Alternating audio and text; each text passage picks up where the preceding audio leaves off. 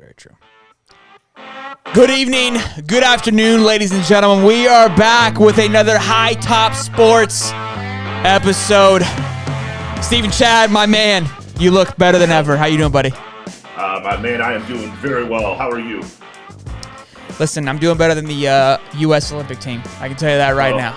Well, you could be upside down on your head in the underwater, and you could be doing better than they are right now. Yeah, absolutely, absolutely, Steve. We have a jam-packed show. We've got Gator talk. We've got Heisman talk. We've got 4 or 5 stars, a little bit of Manning talk, all about Florida Gators. Then we got the Super Bowl talk. Obviously, we got a big game coming up on Sunday. Gonna be massive.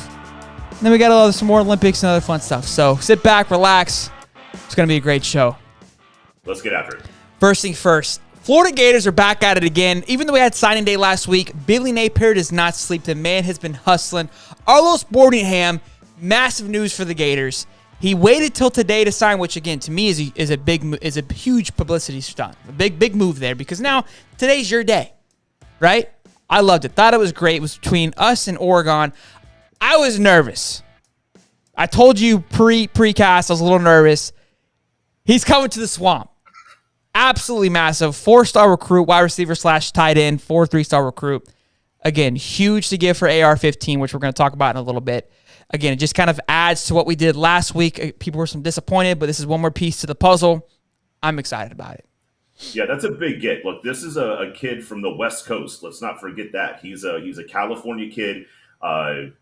Visited Oregon, loved Oregon, had a bunch of pictures of himself in green and Oregon gear and was all over it.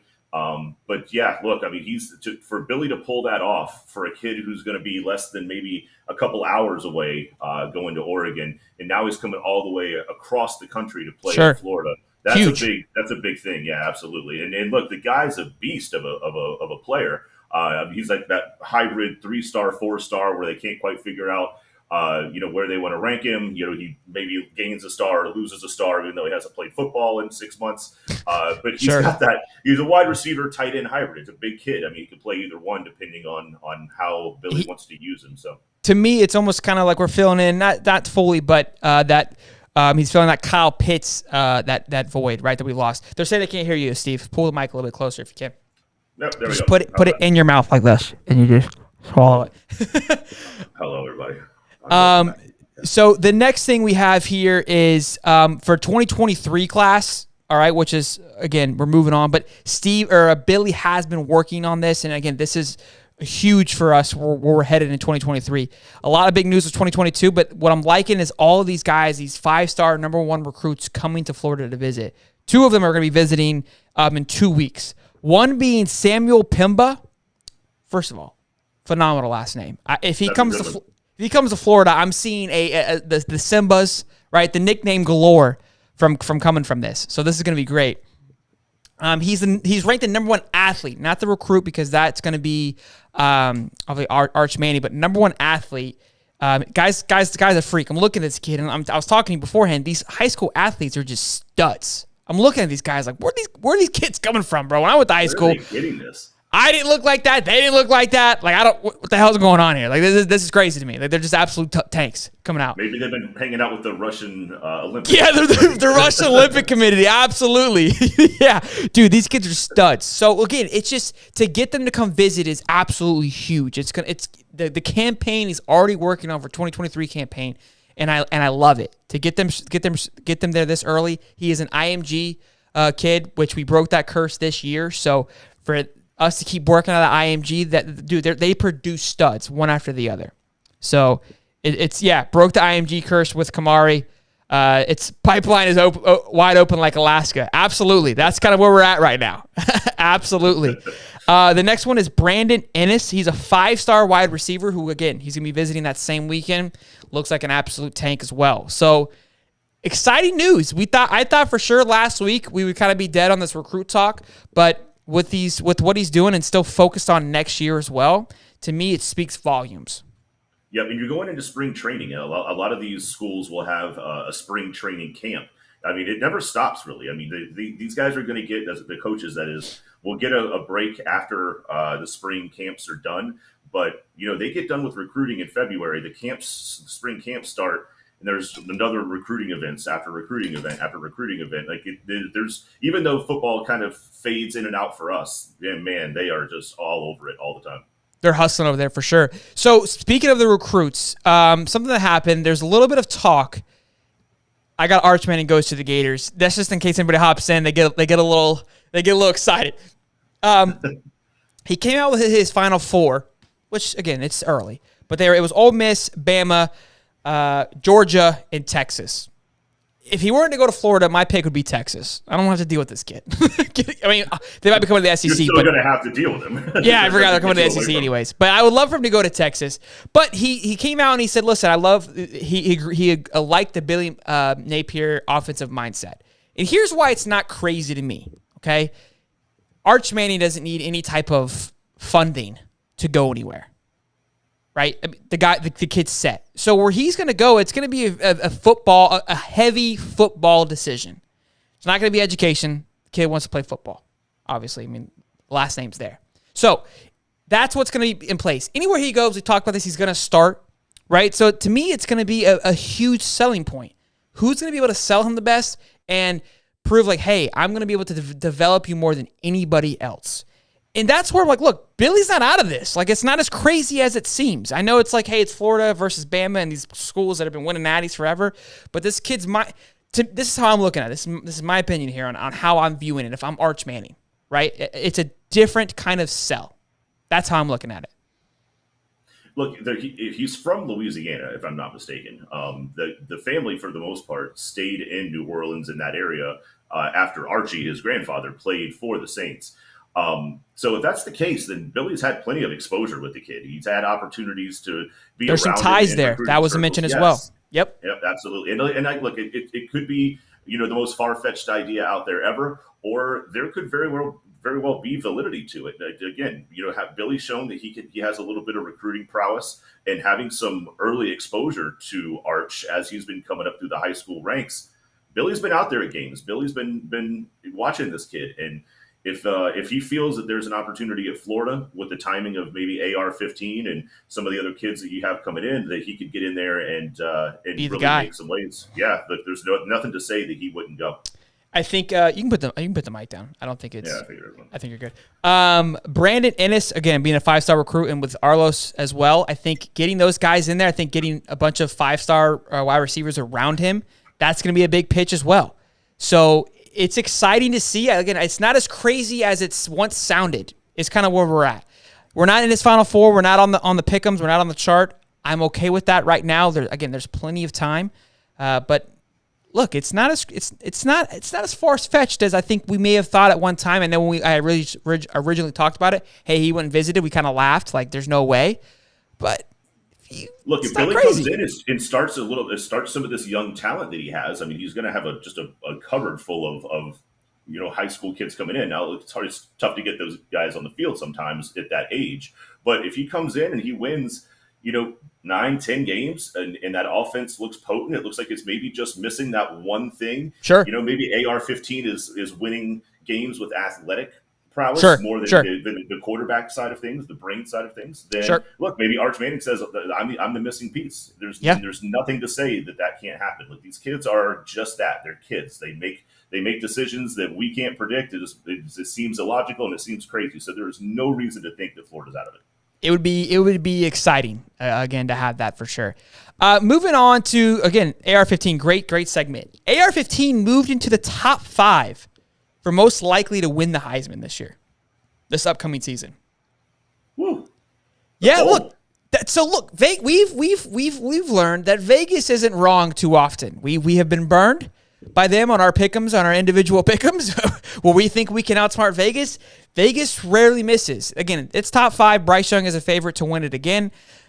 But to me, for Vegas to go out into that pot and pull out AR-15 after just a small flashes from last year, there's something that they're seeing and that they know that maybe we just aren't quite bought in on yet.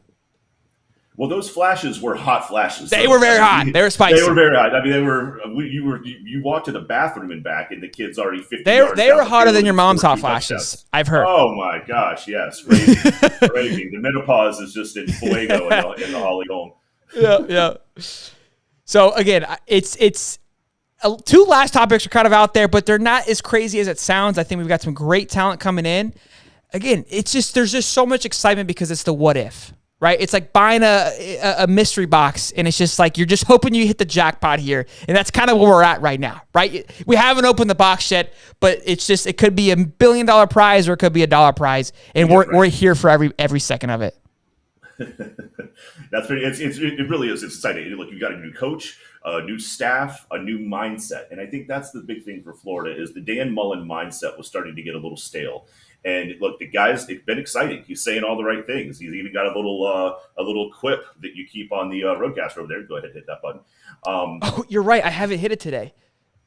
Scared money don't make money, you know. He's already got funny. Thank you, he's already Steve. got funny one-liners. My gosh. It's good you asked for it. This up for you, man. That's my bad. I appreciate you. We got a couple questions here. We talked about this last time, but what are your guys' way too early prediction for win-loss records for UF and FSU? Giving you a little shout out there, Steve. Thoughts on moving the rivalry game to Friday as well? Two-part question. Steve, what do you think FSU does next year? So the big game is going to come down to LSU. If we can come out with a competent offense and a defense that just holds up, if we can win the LSU game, it's going to be the exact opposite of what happened last year with Notre Dame. Like lost the Notre Dame game. Oh, FSU's playing LSU?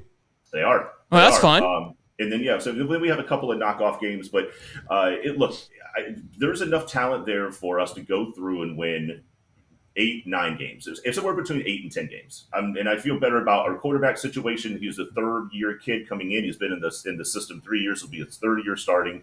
I'm a little worried about the wide receiver stuff, but look, we held close to Clemson. We held close to some of the bigger schools that ended up with decent seasons. So I definitely feel like we're progressing. Maybe not quite at the peaks and valleys. So what's your record? What are you thinking? 8-9?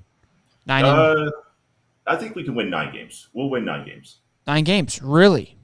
Yep. That won't be enough to get us to the ACC championship, I don't believe. I think Clemson can actually rebound from a pretty bad season. So I don't think it'll get us into the ACC championship, but I think we can win 9 games.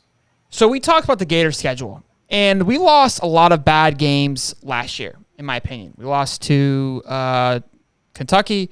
We lost to Missouri. To me, was a bad loss. We also lost to, who was it? South Carolina, right? Which to me, I feel like should always be gimmies. So to me, when I looked at the schedule, and I'm counting those as W's, Utah is going to be a tough one. That's the first game of the year. That's going to be a tough game. That's tough. Because Utah is a great team. They played well last year. How that carries over to Gainesville, I don't know. I think that's going to set the tone for the year. So let's say we win that game. Yes. Kentucky, yes. South Florida, absolute yes. Tennessee, always. Eastern Washington, yes. Missouri, yes. LSU, yes. Georgia, Texas A&M, and then Vandy, and then some school called Florida State. So maybe 2 losses there. That's what I'm looking at, right? And again, Utah's going to be huge. That could be a 3 loss there. But I'm pretty confident. That's what I'm feeling at. I'm again very optimistic. I always like to be optimistic. To me, I feel like we should always win. That's how I'm going to look at it. But if I'm being realistic, I feel like those 2 are going to be L's. And then the other question was, so 3 losses would be the most. That would put you at what, 10-3? How many games do you have this year? 12. So 9-3. 9-3. Okay. 9-3 or 10-2. Neither one are worst case scenarios in a first year coach coming in. Not by any. No, not at all. Not at all. Let's go Gators. Yes, sir. Brady Lester. Yes, sir. The other question was moving the game to Friday. We talked about that. It's 50-50. I really think I'm going to have to see it play out. I don't know. I love it being on Saturday. To me, if anytime a college football team played on like a Thursday or a Friday, it's because they're trash, and it's the only time they can get any type of love. So I don't know if it's an insult or if it's because it is a holiday weekend, it's a little bit different. It's like a typical Friday night, right? So I think that's where it's not as like we're just throwing you guys to Friday. It's, hey, you guys are a pretty big game. There's a lot of popularity. We want it to kind of have its own little day. I don't know. Black Friday to me, it's just, I don't know. I don't like it. I don't like it. LSU and Arkansas used to play every Friday after Thanksgiving, and it was kind of it almost became a little bit of a tradition for them. Which I don't mind it. They've already guaranteed that it'll be a primetime game because there's only going to be, I want to say, 3 total games, maybe 4 total games that day. So I'll take the publicity. I'll take the big stage. If there's no other games on, even if it's a Friday, you're still the only thing to watch. Sure. I mean, that part I agree with. It's gonna be a holiday weekend, and it's gonna be the only game on. It's gonna be a big deal. So we'll see how it is. Again, I like playing on Saturdays. It's just the energy. Joe says UF next year difficult schedule, 8-4 record. FSU average schedule because they play in the ACC. Improved from last year. I'll say 7-5. That's 2 more wins or 1 more win. 2 more wins. 2. No, 2. We won 6 or 5. We won 5. We won 5. That's what I thought. That's what I thought, because our game was like the deciding factor of who got a bowl game. I don't disagree with the 7-5 on Florida State. Florida, again, it could very easily be 8-4. That LSU game is not going to be easy. And FSU, again, that's always going to be a tough game. It's going to be in Tallahassee this year, so those games that's always going to be a factor. I totally agree with that. Anything, I think, like you said, a winning record is going to be a win for Billy Napier. I would love for it to be bigger than that. The big wins are going to be getting South Carolina back, Missouri, and Kentucky. Those are going to be huge. We've got to get back on top of those. Definitely attainable there. I agree. I think those are going to be the big ones. Again, Texas A&M is going to be a powerhouse. They're going to be a powerhouse for a little bit now after that recruiting class. And Georgia's Georgia right now. They're kind of on a hot streak, but a lot of time in between there, and there's going to be a lot of games in between there. So, and Utah. Just real fast, I did see that the Alabama Georgia national championship had more top 100 recruits players on those 2 teams than the top 25 combined. It was something along the lines of those 2 teams' top 100 players were more than this massive amount of. Would you say that recruiting matters? Really hit or miss to me. Yeah. I think it was Bobby Bowden that said the Jimmys and the Joes are more important than the X's and the O's. Yeah. So FSU's felt that way for a while. Yeah, absolutely. So again, excited for that season. Let's get a little move on. If you guys have some more questions about FSU Gators, drop them in there. We'll get to them as fast as we can. We love your guys' input. Moving on really quick, Super Bowl talk. The Super Bowl is fun for a lot of reasons. Obviously, it's a Super Bowl. It should be a national holiday. We should have the next day off. You and I, we still would not have the day off, even if it was a national holiday. Let's be honest. But we're here for the people. With that comes crazy prop bets because it's the biggest game of the year. Anything can happen, and we get hyper focused on nonsense, dumb stuff that doesn't really matter, and we love it. So, Super Bowl, always a fun question. Steve, what do you got? Heads or tails? If you had to put your money on it, you got 10 bones, right? Because it's a prop bet. We'll put 20 smackaroos. Where you throwing it? Heads, tails? Give it to me one time. Let's go tails. I'm gonna have to agree with you. Tails never fails. It failed last year, but it was on a run prior to that. We got to get back. If you walk up there and you're the captain of the team and you said heads, and I'm standing next to you and I hear you say that, I'm walking off the. What are we doing here, bro? Do we not want to win? We have to lose to heads. You don't win on heads. You lose to heads. To heads. Yeah, because they flip it with heads up. I mean, there's going to be some type of gravitational pull on that coin coming down. Tails is going to have some type of probability there. Tails never fails. If you guys got your cash on that, make sure you throw that in there. The next one, this was a fun one, okay? This nickname was Steve's nickname in college, Quickie Mickey. I was saving that one for you, big dog. What's her last name? Mickey Gutton is going to be singing the national anthem this year. The over-under is 1 minute and 35 seconds on this, okay? So the question is, do we bet over or do we bet under? The reason why she has the nickname, I didn't make this up, Quickie Mickey, because she's historically known for being quick with the national anthem. Yes. So, with that being said, Steve, do you take the over 135 or under the 135? You got to go with the under on this. The under has played well. Look, Quickie Mickey, also known as Steve in college. I can't not run with the nickname, so I'm going to go with the under on this one. It looks like it's bowling up pretty well in Vegas as well. They're all Taking the under. Yeah, I'm taking the over. And here's why. Do you think she hits that high note and just it's her time. She knows she has this nickname, right? It's out there. It's been talked about. It's going to be in the back of her head. It's like, look, I'm at the Super Bowl. It's time to make it shine. Mickey's here. Over 135. Put your money on it. I'm telling you right now, without a shadow of a doubt. Yeah, over but that's 135. Also assuming that she can like hold some kind of vibrato note and she can, over 135. All right, that's my bet. All right, I'm going under. Put your money on under. Trust me on this. Real quick, we've got a couple things here. If Utah boys win, Joe says here, if Utah boys wilt in the Florida Heat in Game 1, it could be a 10-win season. Go Gators. Absolutely, go Gators. I agree. I think Utah is going to be the tone setter for the season. UF will beat Utah no problem from Chris Smith. Absolutely, go Gators. And then we got some Super Bowl talk. We're gonna save that for a minute. Joe and Chris, get back to the prop bet. Steve, you've got a few more for us. Let me hear them. So there's one that's kind of wonky, right? It's wonky. I love that word. Yeah, thank you. I did it for you. Will the score be tied after Shelton? It's 0-0. So once we break that 0-0 starting tie, will there be another tie throughout the game? Thank you for explaining that at home, because when he first read it to me, I didn't understand. I didn't get what he was telling me. I can see the look on your face. I say absolutely yes, but I would put the mortgage on that. I feel pretty confident in that. I think it's going to be a somewhat of a back and forth game, but it's going to be 7-7 easily, 10-10. Yeah.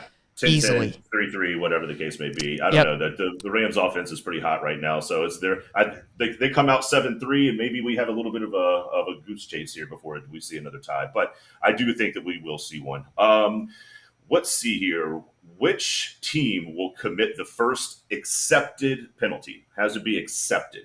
The Rams or the. Oh, that one's a tough one. That one is heads or tails. It's a coin toss. I would stay away from that one, ladies and gentlemen. We are no longer making a strategic decision. We are gambling at that point. Stay away from that one. It's horrible decision. Unless there's some statistics that show that the Rams are most likely to put, like, if there's some stats there, then yes, right? Like if the Rams are known for offsides or false starts. You know what I mean? Like a kind of a weird type of penalty. Look into that before you make that bet. And there might be. The one thing I will say is it's the Super Bowl, right? Both lines are going to be just jittery and live and ready to go. So yes, to your point, I think it's the first penalty will be either a false start or an offside. That bet requires precision investigation. There might be a player on each line that, like you said, in big games that they have a history of getting a little hot and heavy. Then yeah, maybe you have a little inside scoop. But if I'm just a weekend gambler here, I'm not taking that risk. I'm gonna be honest with you. You stay away from that. I got one more that's a pretty good one here. Bro, I knew that. I was waiting. Ricky, just heard we're gambling. Bro, my man's ears were itching. I was waiting for this.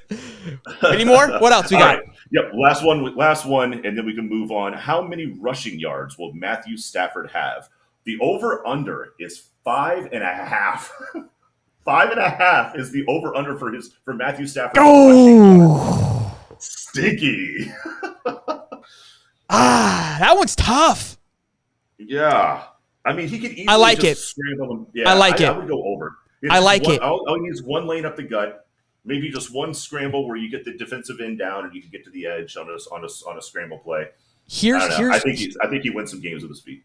Exactly. Here's why I like it. McVay's going to have to get a little dicey with it. And Matty Stat moving the ball like that hasn't been a thing. When he had Goff, it was more of a thing. Right? Not a thing, but it was definitely an escape route, right? Option B. With Stat, it's more of like an option E. But I think with it being the Super Bowl, we got to spice things up a little bit, and I think kind of a quick little rollout when nobody's expecting it. Yeah, they're going to win a quick little rollout, hit an easy 5 yards. Overall day, that to me is a strategic decision that is not gambling all in. So, recap here. If we had to do a prop bet, here's my prop. I'll let you do my parlay. Tails, Quickie Mickey over, Matt Stafford over, and there's going to be a tie. Leave the other one off of it. That's my 4. If you could do a parlay, telling you that's going to be a big payout, especially if Quickie Mickey, I'm sure the under is probably favored due to the nickname and due to her past. I like it a lot to be a huge payout on the parlay. Yep, I'm going to follow your lead a little bit on this. I'm going to go with no on the 1.5 for Quickie. Okay. I am going to take tails. Okay. Of course, there'll be another tie, and I will take. Did you take the over or the under? 5 yards over. On Statty. I'll take the under. I'll take the under just to keep it lively. We got to go put some money on that one. That one's going to be fun. We got some topics here really quick. George, go Gators. Absolutely, George. I love George, man. He'd be in the comments all day long. Huge Gator fan. And his avatar is awesome. George, appreciate your love, man. Chris Smith, couldn't agree more. I have a phenomenal shirt coming. Shooter McPherson Gator shirt, because he's the GOAT. He will win it for us. Or for the Bengals. I say us. for the Gators, anyways. I love it. Connor says Joey B hits turf 7 times Sunday. Rams by 2 TDs. Ouch. Brutal. That's possible. That Rams defense is impressive. It's it is every tough. time you turn around, they've got Donaldson, they've got Ramsey, and then you turn around and they're like, oh yeah, we're just going to sprinkle Von Miller into this. Like, where do they get this cap space? I just don't understand. Joe says go Rams. Chris said Bengals win by 7. We've got a little bit of a mixed cast here. I like it. Let's go into this really quick before we make our pick, Steve. This is the first Super Bowl in a while. I mean, it was me blowing the dust off the book because that's how long it's been, okay? To see, when's the last time we had a Super Bowl where you really didn't have somebody you did not want to win, right? Because that's what the Super Bowl is. Everybody watches. You've got your people that just watch it for the commercials, right? And they're just there because it's a party. That's your one. You got your 2 who are there to basically not watch Tom win another one, right? You've got your fan, but to find a fan in the Super Bowl every year is tough, right? And then you've got us who just love sports and are just going to be happy to be there, right? This year, though, there isn't somebody you really, truly hate. There isn't a bad guy on either side. Is there? No, and you're right. I mean, look, if you go back, I mean, the Broncos played the Panthers, and that was the year that Cam Newton was doing the Superman thing over and over. Everybody was over it. The Patriots and the Falcons. Yep, Patriots and the Falcons. Everybody. It was Tom. No need to win. Say anything else. Yeah, it was definitely Tom. Oh, by the way, it was the Patriots and the Eagles the next year, and of course, everybody was pulling for the Eagles. They pull it out with some crazy flea flicker style play there at the end. Oh wait, it's Tom again. Yeah, I was like, dude, do you win 3 years in a row? Was it 4 in a row? Yeah, 3 years in a row. Golly. And then they had the game against the Falcons, which was the greatest comeback in Super Bowl history. Yep. Yeah. So, but then look, there's been a villain in just about every for a while. Game. Yes, because Tom's been there he's been in 50% of them. Yeah. So, but this year you don't have that. You got Matt Stafford, who was one of the worst franchises in the NFL. Number 1 draft pick, great quarterback coming out of college. Yes, absolutely he was. And here's the other thing is, for being on a team as perpetually bad as the Detroit Lions were, he never complained. He never made any noise about it. He never came out and just lambasted. Didn't pull a Jalen Ramsey. No. Good dude. Good dude. Yeah, he was a good guy. And he stayed there until they traded him. Right? They got rid of him. He didn't get rid of Detroit. Detroit got rid of him. So now he asked for it. He said, guys, it's time for me to get that out of here. Okay. So that was part of it. But yes, that's a solid point. Matty Stat's a good dude. Nobody hates Matty Stat. Like you're just, even Detroit fans have been watching. Like we love seeing that he's finally getting some success. Continue. Yep. Other side of the ball. Yep. So the other side of the ball is, speaking of perpetually bad franchises, you've got the Cincinnati Bengals, who, my been a while. It's been a minute for these guys. And it's almost like the Detroit Lions and the Cincinnati Bengals were in a Mexican standoff over who was going to be the crappiest franchise for the longest period of time. Sure. And here comes young buck Joe Burrow shooting from the hip. Just a badass. Like the kid Joe has a badass. He has a great story.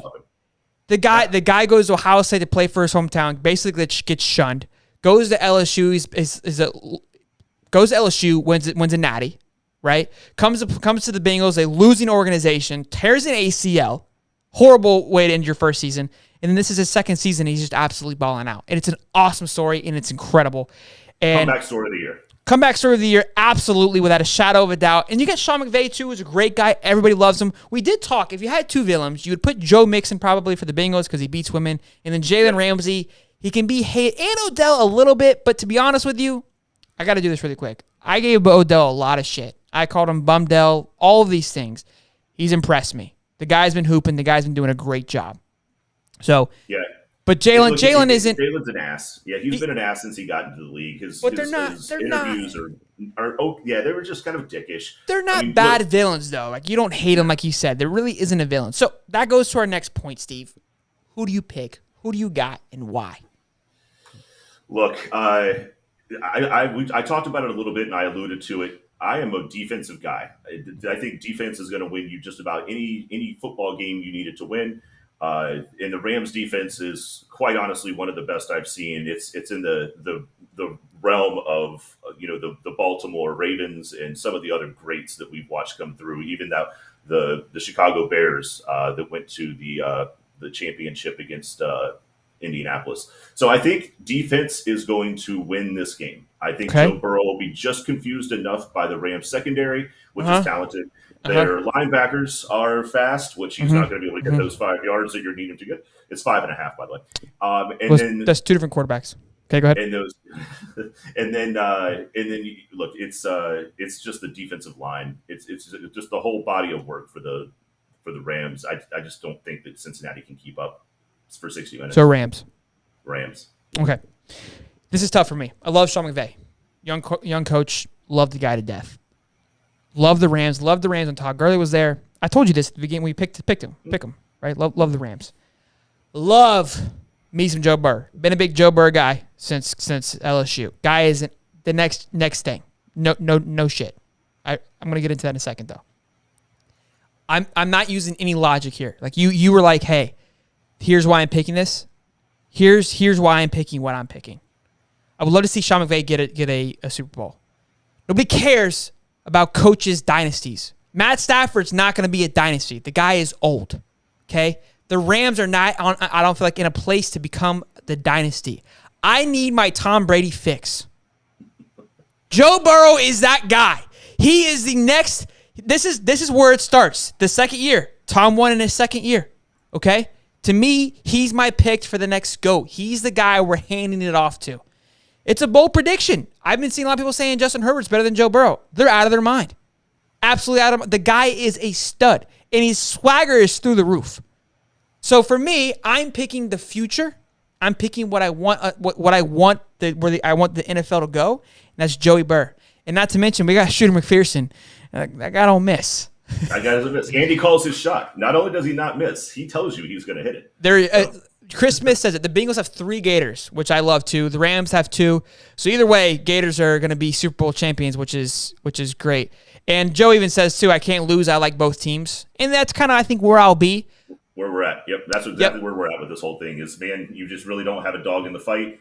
But I am hoping for one hell of a game. I would love to see something other than. Who was it? It was the Rams and New England. It was like 13-3. That was one play. It was Ron Gronkowski made an amazing catch down the sideline that was like 40 yards, and that was the play that broke the Rams' heart. Ricky says Joey B by 3. I fucking love it. It just sounds good. It's got a ring to it. Joey B by 3. Absolutely. Jamar Chase, Joey B. I'm here for any of it. Moving on. The Jags did some work this week. Really quick fun fact. Do you know Urban Meyer is in the top 5 for winningest coach for the Jaguars with 2 wins? Fun fact. Anyways, moving on. The Jags hired Doug Peterson this week. I watched the press conference. It was comedic because they didn't ask Doug barely a question. They kept asking Sean Codd questions, and it was hilarious because it was supposed to be about Doug, and it wasn't. It was more so questioning Codd, what is his name? Sean Codd's just decision-making ability. Is he going to be involved? Because they were basically insulting him without saying it, and it was absolute gold. It was fun to see him get roasted a little bit. But you have some takes on it, so I'll pass it back over to you. What's your take on all Dougie Doug? So, look, I mean, the name recognition's there. I don't think he's a bad coach. He is a little bit of a quarterback whisperer from what I've read, and that we definitely could use that. Heard that. Yep. So I definitely like that. with our roster. But that being said, if you just watch the whole process of bringing Peterson on, it still kind of has this air of a desperate, kind of a panic-driven decision. After it looked like a couple of candidates that we had vetted weren't interested in us. Obviously, we flirted with Byron Leftwich, and that sounded like it had some traction. And then all of a sudden, he removed himself from consideration. And then just all the talk about Trent Baalke, the GM being gone, and things like that. It just felt like all of a sudden Peterson went from being a name in a candidate pool to that's all we got. We lose out on a couple of guys from our side of the candidates, and Peterson's our man. Like, we almost had him in our back pocket, hoping for something else, but he was our fallback guy. It's just kind of how it felt. Could be wrong, but look. So that's what they asked, and they said, "Hey, was Doug always your guy?" They asked Con this. Or whoever says no to that, they ask that. Yeah, it was. I mean, they have to, right? They have to ask these hard questions to make you read the reaction. It's not the answer. You read the body language, right? Yeah. And he didn't really give it he didn't even say yes. It was a long yes. It was weird. But he said that Doug was the guy last year, and they even called him out. They go, "Hey, you said this last year. You said that Urban was our guy. So what's different from this year to last year?" He goes, "I was a year early, but this is our guy." That was kind of funny. But he said Doug was their guy last year, but obviously Doug stayed out. He was retired. And I believe that. I don't think it was a rush hire. I truly think that it's a good pick. We talked about Byron Leftwich and who we should go with. I wasn't sold on Doug. I said this. That doesn't mean I didn't want Doug. I just was hoping, look, Josh McDaniels would have been freaking awesome. I would have loved that. A bit more of a splash hire. And that's what we were saying with Peterson is, look, he has that Super Bowl, but he also kind of ran himself out of town with a little bit of the locker room stuff, it felt. But yeah, look, he's got some success. I'm not saying that, but it just didn't feel like it was the splash hire that I think we were all excited about. Here's why I like it. It's a very young team, and that's why I wasn't a fan of Byron Leftwich being his first year as a head coach. We went down that path with Urban. It didn't work out. That we need somebody. He has a Super Bowl as a player and now as a coach, right? So he's going to be able to bring in that, which is huge to me for Trevor to be able to follow along with. And it's a young team that's going to be able to follow the guy who has won. He's proven to be a winner. Urban did that, but it was only in the college era, right? So there's going to be a lot more knowledge we've had in a while. I feel like some head coach experience, which is good. I'm excited. I've been super optimistic with the Gators. I'm super optimistic with the Jaguars. I really am. I think Trevor's going to come in hungrier than ever. I think they're going to be ready to win. Etienne comes back, or Etienne, the hell ever his last name is. They need to go out and get some wide receivers. That's going to be the big key. So what they do in offseason and how much of a play that Doug has on that. There was some talk that Godwin might be coming to Jacksonville. That would be massive if they could pull that sign off to sign him. So I like it. I wasn't a huge fan of it at the beginning, but with options that are available, again, Josh McDaniels would have been my first pick only because of where he's coming from. Now, to be fair, he was a head coach, didn't have much success. Doug has at least had success. And it wasn't like he had this crazy it was a great team. Don't get it wrong, but it wasn't like he had a Tom Brady or Aaron Rodgers. He did with a young quarterback with Carson Wentz Nick Foles. Yeah, Foles, not Folk. But and Foles wasn't the man. He got paid because of that season and hasn't really done anything since. So again, I like it. I think the Jags have a good season this year. I really do. I'll stick with you on the optimism part. It's just cautious optimism because I have watched us just look like buffoons for so long. I know. I did see that we're going to make an executive vice president position. We're going to go back to the position that Tom Coughlin held for a while, for a few years, which was our last playoff appearance. So they're going to kind of remodel some things on the front end and put a little bit more, executive front office help on the front end of things with Baalke. So that could change things up a little bit as well. Yeah, I think Joe says Jags got lucky that a Super Bowl winning coach was available and accepted the job despite Bilek being there. And again, I think that's what's huge, right? It's having somebody with winning experience is massive. And I like it. It's a healthy move. Urban was that fun splash move, didn't work out. I think Byron Leftwich would have been another splash move that would have made me very nervous and uncomfortable again. This to me feels like a healthy move. It feels like a 7-9 or was it 17 games now a 10 and possibly 10-7 record. Like I truly believe that. I know they only had 2 wins this last year. I feel like it was like the Nebraska type of situation where it was towards the end there, they were really good losses. You know what I'm saying? Like it makes total sense. FSU was a good suck last year. Florida was a bad suck. We've kind of talked about this throughout our podcast. To me, towards the end, the Lions were a really good loss last year. They were a really good suck last year. It's just a weird way to talk about it, but I loved seeing how well they did, even though they lost a lot. But they lost not a lot of close ones. There was a few close games in there that would have made them a 6-win team. So. Yep. I think the division isn't that tough. I really don't think the Colts will be, depending on where Aaron goes, I don't think the Colts will be kind of overly overwhelming. Texans suck, right? The Titans, I think, are going to kind of have hit their peak. I think they're starting to kind of slope back down. I think Tannehill's kind of outstayed his stay there. So, look, it's open. It's kind of at a time where the Jags got to make some moves. I think the draft's going to be huge. Like we've talked about, I hope they trade their draft pick and make some more moves out of that. Again, good stuff. Yep, absolutely. Definitely some roster spots to fill. So let's get rid of that first pick and not cash it all in on somebody who I don't think there is a true first pick in the draft this year. So I think that's the right way to go. I think there is for whatever team that needs that pick, right? And I don't think the Jags are that team. W. Fail says, glad we didn't go with Byron. Absolutely. Ricky says, and this is a great question. Probably the question of the night, to be honest with you. Does Doug own a quarter zip? And if so, how many? I'm honestly, I love it, and I want to say yes, that I hope he does, and that I hope he owns a few. But at the same time, I'm a little gun shy. All right, from the last guy that wore a quarter zip, didn't pay off too well. So honestly, if we just keep it to t-shirts and cut off hoodies, I would like that a lot better. He's definitely a hoodie guy. The Google tells me that he's hoodie, full sleeves. He is a full hoodie guy. I like this. I like it. Hey, real quick, Dolphins' new head coach is an absolute legend. Okay, he's the defensive coordinator. I think from San Fran. The guy is I wish the Jags would have signed that guy just simply for his comedic relief. He's an absolute beast. Ryan says Rodgers is building a house in Nashville. Might be a sign. So we've talked. There's a few talks. So Tampa's now been in the talk. I'm still all in on Denver. I am completely sold on Denver. But I have also heard the Tennessee talk. Tennessee, again, is built like the teams we've just mentioned. Great wide receiving core with Julio, A.J. Brown, a few younger guys as well. Derrick Henry, to name a few. And then a solid defense. I don't hate it. I don't. As a matter of fact, it sounds terrifying. I hate it for the reason that it sounds terrifying. Yes. And I don't want to play that team. I don't want to play anything. I agree. On Madden on PlayStation, I don't want to be near that team. So no.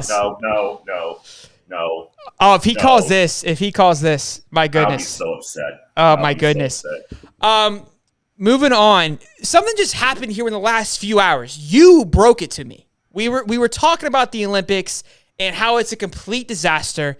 How I described U.S. in the Olympics this year is it in a 4-man scramble, right? When you get to the putting green, you have the guy go first. The guy that goes first usually isn't your best putter. The reason he goes first is to give you the line, gives you the speed, gives you the break. You get a good read from it. That's the U.S. We go first in all the downhill skis. We go first in the luge. We basically just freshen the ice up for Germany and Finland to just kick ass and take names. Ripping down that thing. Like, it's like, well, we're getting all the powder snow off the top so that they can just come down the flat ice. Let me rake it up for you real quick, buddy Ro. Like, what is happening? It's depressing to me. It's frustrating. This isn't what America represents. We're right now it's representing a strong, heavy losing culture. I don't want to get too negative on this, but I'm pissed. That's what we should be. We're not used to this. Like when you look, we have one gold medal. Typically, we're in the top 3 for the medal race overall. We're not in the top 5, my guy.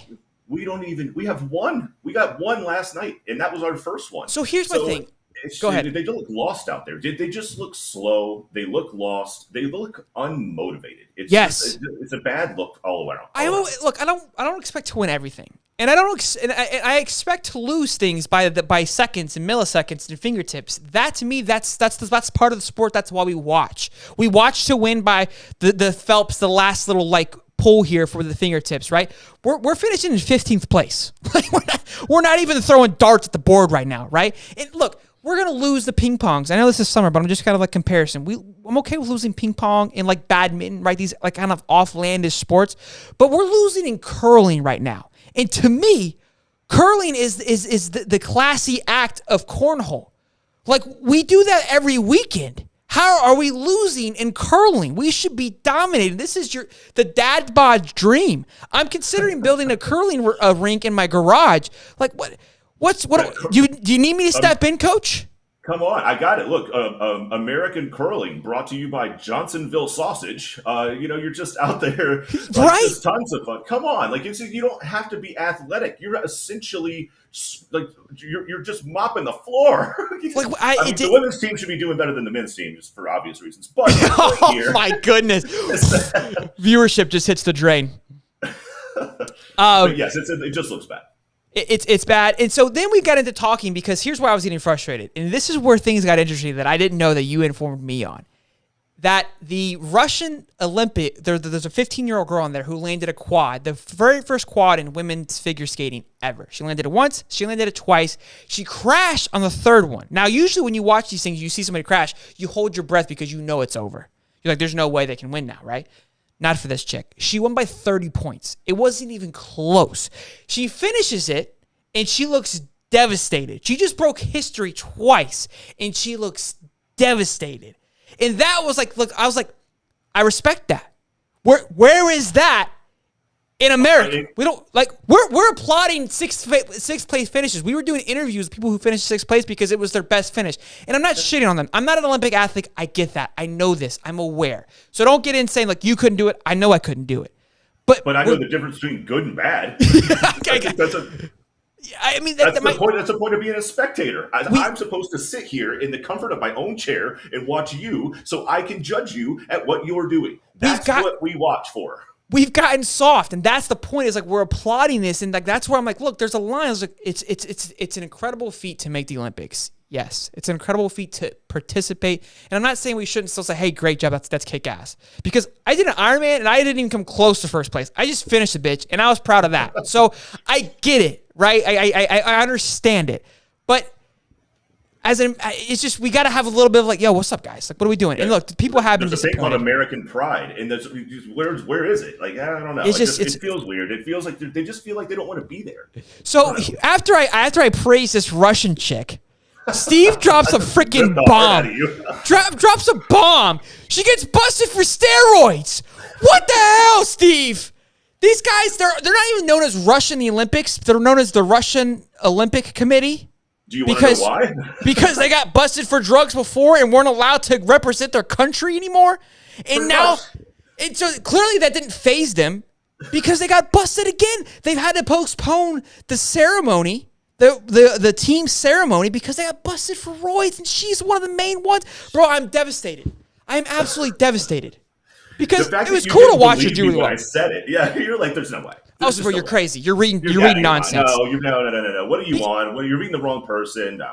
Because at the same time, look, and we talked about this. When you think steroid, you think jacked and yoked. She's 15 years old. And I'm watching her, and I'm thinking about like she's 15, right? And in 4 years, she's gonna be 19. She's gonna be bigger. She's gonna be she's gonna be taller, a little bit bigger. And I was like, I wonder if that's gonna have an effect on her, right? Because obviously, like that's why these kids don't really have like in these sports a longevity, because they grow and it changes everything on how they compete, right?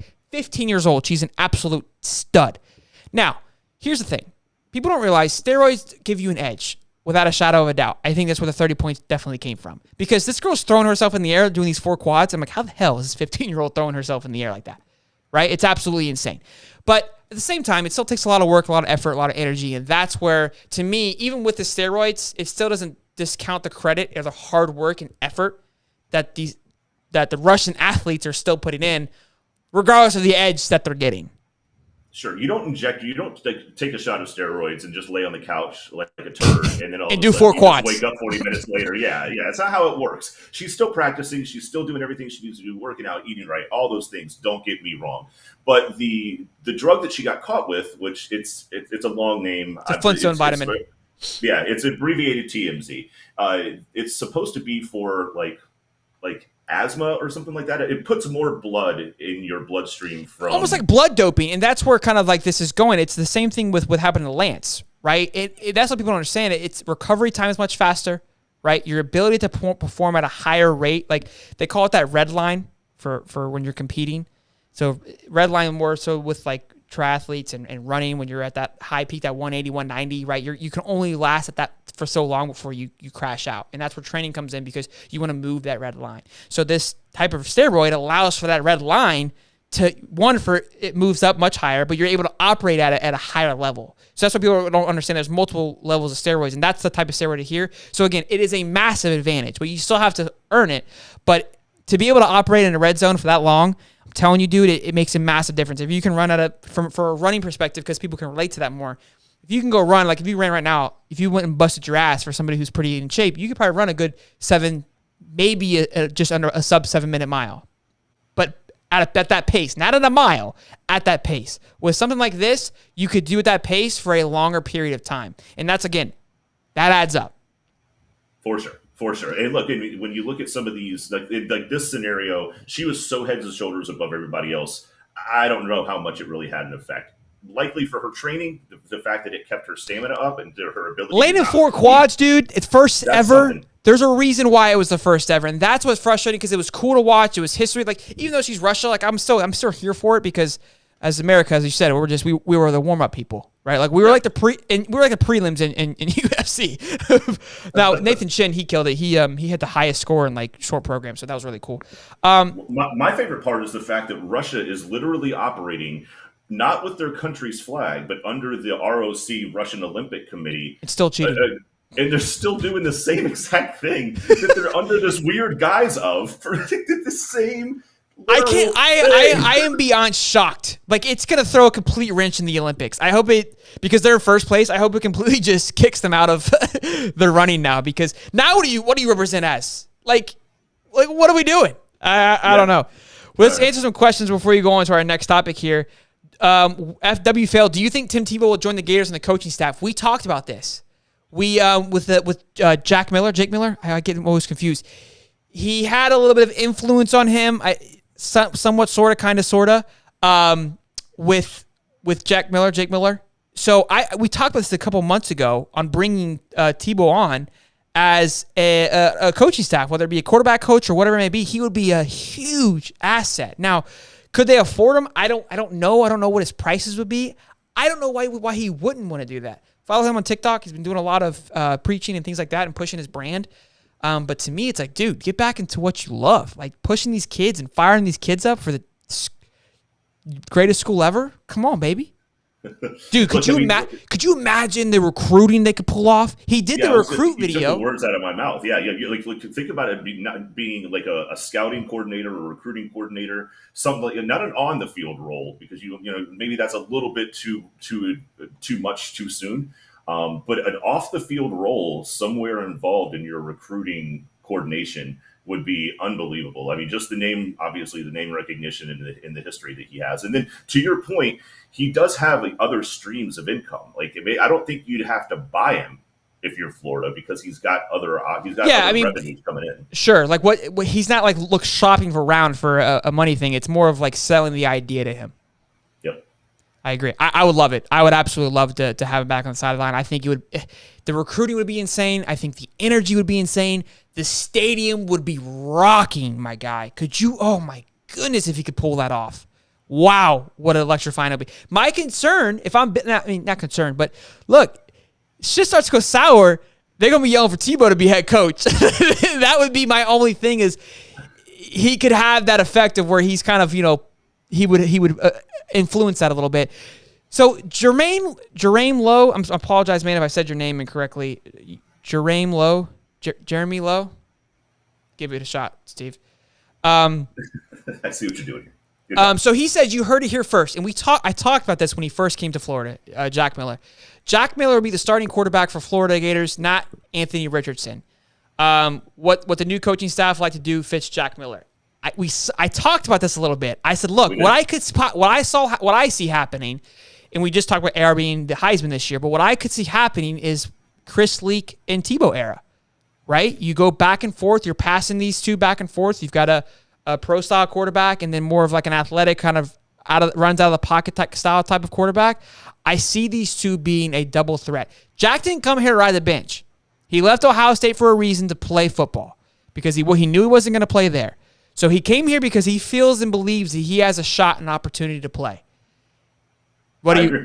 Oh. I mean, look, they've done this before. I want to say back with Doug Matthews and I can't remember the other guy. We talked. It was with Shane Matthews, not Doug Matthews. Shane Matthews. God, what was the other quarter? It wasn't Shane Matthews. It was 95. Maybe Noah Brandeis? Noah Brandeis, maybe? No. Oh, man, we talked about it. But, yeah, I think the more recent one would be Chris Leak and Tiva. That's but it's happened modern, in the past. And it's been, well, it's happened at that school, and they've done well with it. So twice. I don't – yeah. Well, I mean, you see what I mean. But, look, I mean, there's a very different skill set that comes with these two guys. And then, look, do you get them both on the field? Do you find some plays for them? Do you find some packages that are going to get the best out of both of them? Absolutely, you can. Ryan says no, he won't. AR will definitely be the starter. Ryan called in a previous comment before this episode that AR would win the Heisman this year, prior to any of this discussion or any of that. So Ryan's got a lot riding on AR-15 right now. He does. Maybe he's part of this Vegas hype. Yeah, I mean, he might be. He might have some pull. Okay, like we said, Vegas is never wrong. And apparently neither is Ryan. We'll see here. One last little topic. Real quick. W. Fail says, what's worse, being a Jag fan the last 3 years or a Seminole fan? Taking a little shot at you, big boy. That's okay. That's a legitimate question. It's a great question. It's a solid question. What's worse? Being an FSU fan. If I don't watch a Jags game on a Sunday, I don't care. Watching us lose every week is painful. So being an FSU fan is absolutely worse. Being close to Steve these last few years, I can confirm that Steve does not do well when FSU loses. Steve goes what we like to call radio silence. We get a little concerned. The tech's starting to get a little more wobbly. Okay, they get a little more wonky, as we like to call it. Not as we can't. Word again. Yeah, they're basically incoherent. We're not able to read them anymore, and so I genuinely get concerned when FSU loses, especially this last game of the season. It was not good. We had to send people over to his house, make sure everything was okay. It was bad. But yeah, it's definitely been worse. Ryan says, I'll put $1,000 on it right now if anyone wants to take the bet. that he'll win the Heisman or that he'll be the guy the entire year. Yeah, what's the bet? Sean, God, these last names, you guys are killing me. What is this? Sorry, guys. Like you guys, you're gonna learn that I'm not great with names. All right. Well, in case you come in here with something easier, like I kind of like it though. Sean Chihardy. If that's how it's said, it's a great last name. If AR is not the starter, we are in trouble. I don't know. I'm not gonna say anything. I'm going to say you're in trouble. Jack Miller hasn't thrown a football in a Florida. Well, that's why I would agree that yes, we could be in a little bit of trouble because we haven't really seen him. AR has shown some great flash. The guy has a great stature. I think he's a beast.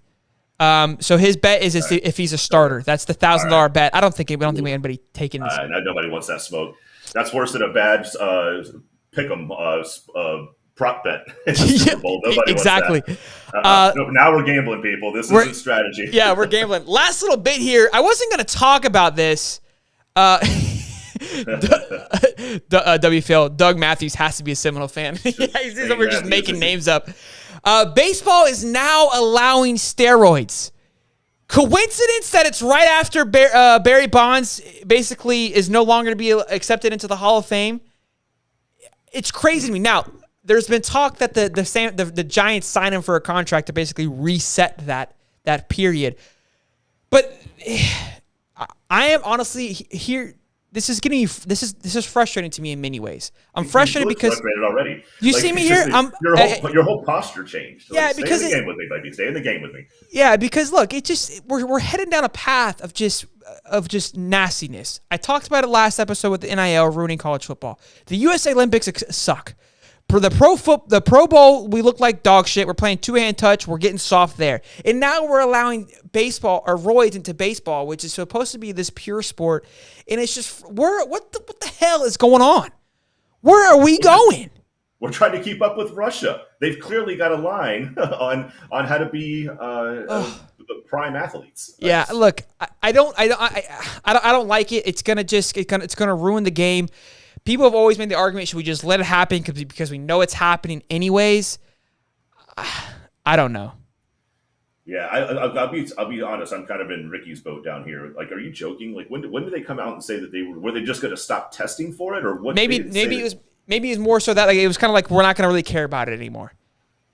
It's I'm not joking. It's a legit thing. It's 100% out there. You guys can fact check me and roast me about it later on. But I'm frustrated about it. I'm not a fan of it. It's upsetting. I'm not going to talk about it too much because of how much it frustrates me. But yeah, I'm pissed. We got a couple things here, but we're blowing up here. Okay, Mr. Lowe. I'm going to just call him Mr. Lowe because I don't want to mess up his first name again. What did he say here? I apologize for typos because I'm driving. Hey, we appreciate you listening while you're driving. Slow down. Don't text and drive. Make sure we don't want to lose a subscriber. Arrive alive. Don't text and drive. So his says Jake Miller is a better passer. Not to take anything from Anthony Richards. I'm a Buckeyes fan, so he's been seeing Jake for a while. Wow, we got a Buckeyes fan stepping in. So little inside scoop there. I like the take on that, man. We appreciate that. Ryan to start watching hockey, a real man sport. Walter Thomas says, I think Emory leaves after he graduates. If that happens, who do you think would start if Anthony goes down? In my opinion, I don't think Jack Miller would be as good as considering he's never taken a snap. All right, first of all, Emory is not starting. We've established that. He stays.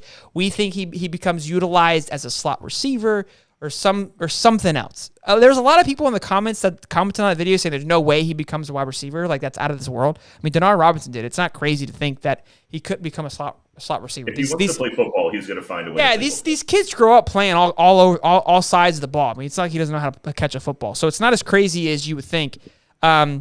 The other piece of the Emory thing is you got to keep in mind. I mean, Emory's been at Florida, but he has not been at Florida under this offense. Sure, this is all new brand new head coach. So you're thinking, so what do you think? So Emory has life experience living in Gainesville. He has zero playing experience, just like the rest of your quarterbacks, Jack Miller, AR. They all have the same amount of experience playing under the new coach. So I don't think that he comes in and all of a sudden, because he's been in Gainesville for a while, that he has any leg up on anybody else based on that. Robinson was a running back, not a wide receiver. Yeah, but I mean, he still caught balls, and he was I'm pretty sure he was a punt returner, so he knows how to catch a football. Was my point. Sean Jahardy needs some receivers. Not sure if you heard in the early cast, but we did sign Arlis Boardingham this tonight, which is a 4-star wide receiver / tight end. So agreed, but we're working on it. And then we have a 5-star 2023 Brandis Innis, 5-star wide receiver who's visiting in 2 weeks. Again, 2023 class, but still some big news there. Yes, Joe says, boom, you nailed it. Wide receiver switch would be great for Emory. Totally agree. Walker Thompson, I'm aware. I'm just saying if he stays, he probably would be the backup. I think he's assuming Emory Jones. Yes. Yeah, that's right. Look, he's got a shot at it. Like CDL. I said, everybody's hitting the reset button. I don't know who that is. CDL. Peyton Mitchell. CDL. CDL is quarterback 2.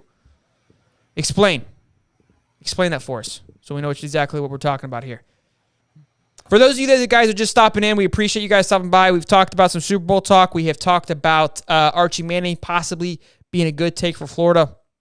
So, listen, guys, that is all for tonight. Another great episode. That's the wrong song. I almost did. Del Rio. Del Rio's quarterback 2. Oh, yeah. Oh, I forgot he was there. That's right.